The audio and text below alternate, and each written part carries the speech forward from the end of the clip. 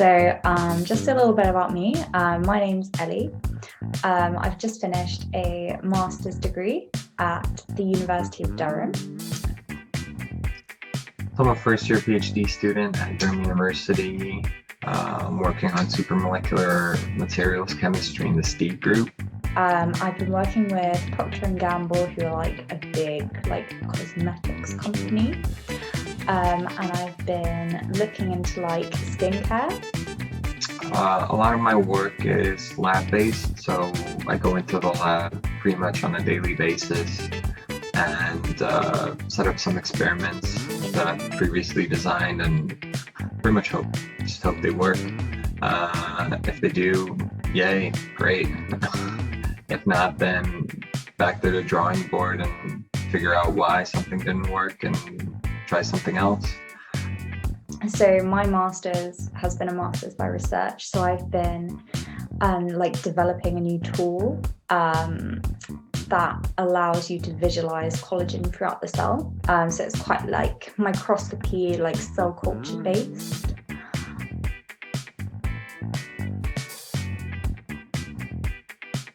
So I did my undergraduate at University. I actually started out as a biology major, but as I progressed through the first year, I realized it's not really something that I particularly enjoyed studying. And it was mainly because I was enjoying my chemistry courses a lot more than I did enjoy my biology courses. So at the time, it just made sense that I transfer into that direction.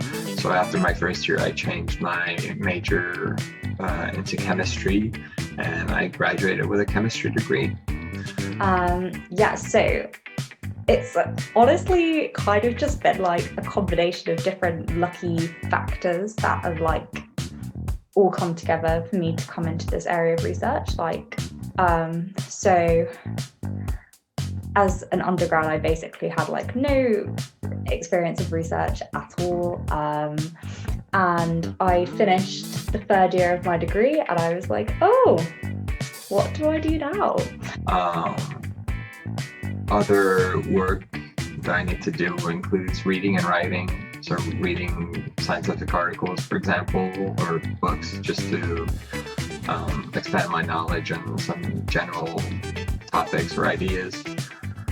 I do enjoy reading. I don't enjoy writing that much because I personally just find it really dull and boring, and I'm not really a fan of it. But I'm willing to write because I just enjoy the other parts of it. I was very fortunate in that I'd done an imaging course on my undergrad. So I had lots of experience with microscopes, and then my supervisor from that emailed round to everyone who did it and was like, I've got this master's going, does anyone want to do it? So I just replied, and I had an informal meeting with him where he kind of explained the project to me, and then I applied officially and got offered the place, which was really nice. I do.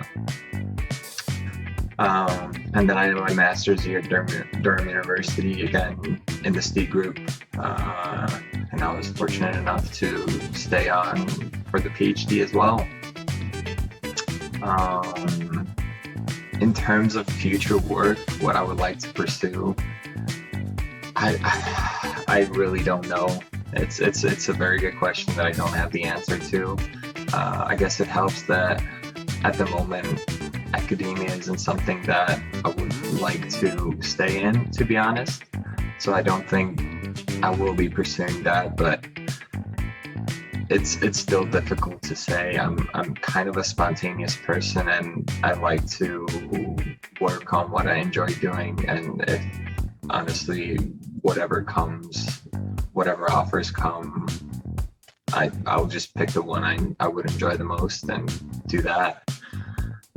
Yeah, I wouldn't say that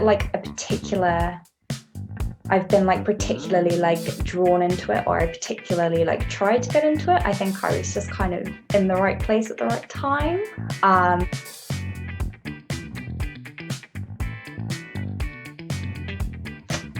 Do I remember that far back? No. My dream job.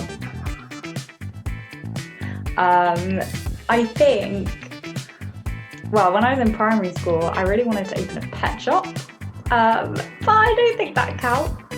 And then when I got a bit older, I really actually wanted to be like a wildlife photographer, like for documentaries, where you go to different countries and you like take pictures of all of the animals. So I actually like kind of started a biology degree, like wanting to be like more of an ecologist or something.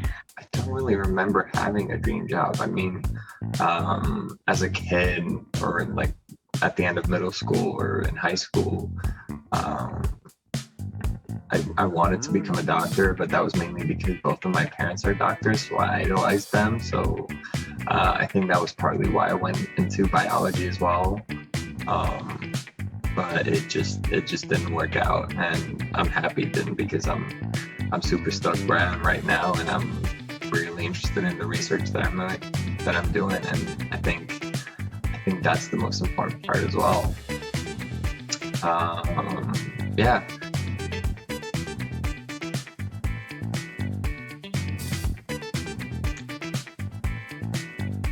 I mean, I would say, first of all, that you need to be like really confident in yourself and in your abilities, which I know is like much easier said than done. So like, honestly, like one of the hardest things for me in my master's has been like the amount of failure that you'll face as a scientist. Like, I think it's one of the career paths where you will fail more than literally anything else. Like sometimes like you will just try your hardest and like experiments will just go wrong, and that's just how it is. And like, I've had a really hard time accepting that, and I think a lot of people who do start in science also struggle with that, because it's like you're kind of used to like being really good at everything, so it's quite hard to like make that transition. So I would say, and like also like the imposter syndrome is so real, like because you're surrounded by all of these like really clever people who all seem to know what they're doing, and you're just there like, I've got no idea what's going on, like all of my cells have died, my research is going wrong, I have nothing to present at my lab meeting.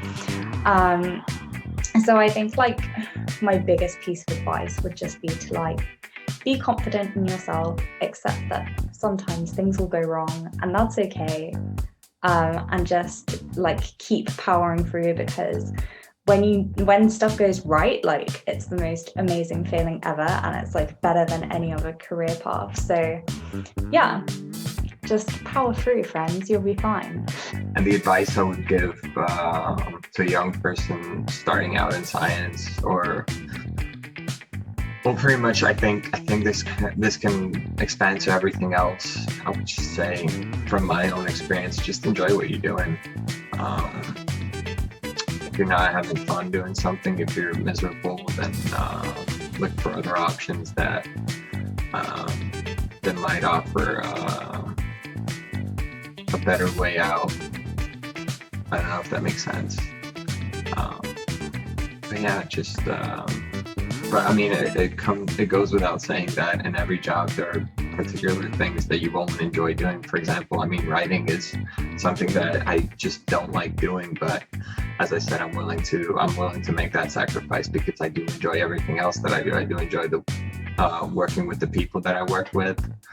I enjoy the science itself, and yeah, that's pretty much it. Just enjoy life.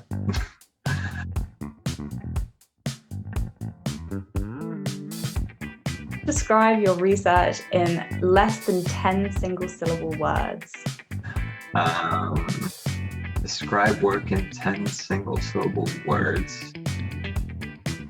No. Okay, I wrote this one out. So basically, the way I would describe my work in 10 single syllable words is I put small things in very tiny cages. I really can't.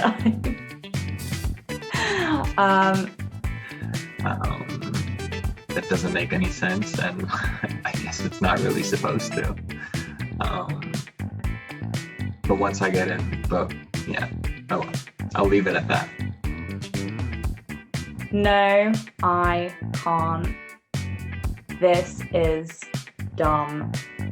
I hate you.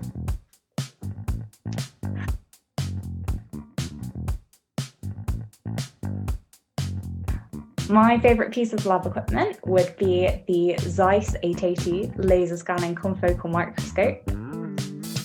My favorite bit of lab equipment is the single crystal X-ray diffractometer, purely because it's very useful to what I do.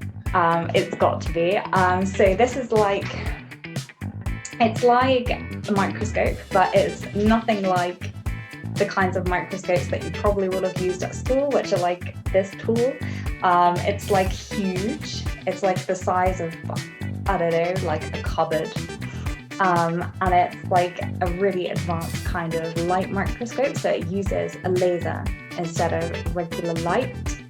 And so you can see like really amazingly detailed images of cells, and I've used it in like all of my work so far. Yeah, it's kind of complicated how it works, but like it really gives me like this most amazing feeling, like looking into my microscope and seeing my little tiny cells that, like, you know, people have never been able to see in this much resolution before. So that's pretty cool. Well, basically what it does is if you have a crystal of pretty much anything, whether you've made that crystal yourself, or let's say you're a geologist, you go into a cave and you find a crystal of some rock,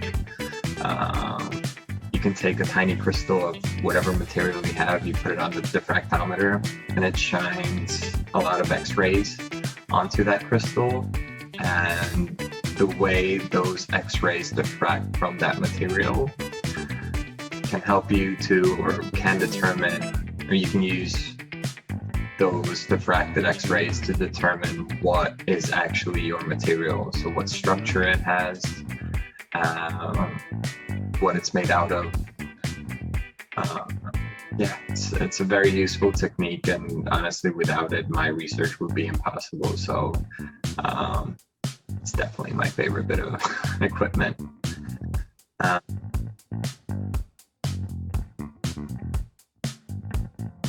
I think, like, I know this is quite basic, but I think it has to be like the CRISPR-Cas system, like especially since they both just won the Nobel Prize for it. So most exciting bit of research is actually something I read a while back, and in a while back I mean like months back. It was to do with small-scale machines that respond to externally applied magnetic fields. In case you don't know, CRISPR-Cas is like, I don't fully understand it, but I still think it's really cool. It's like a way of like genome editing.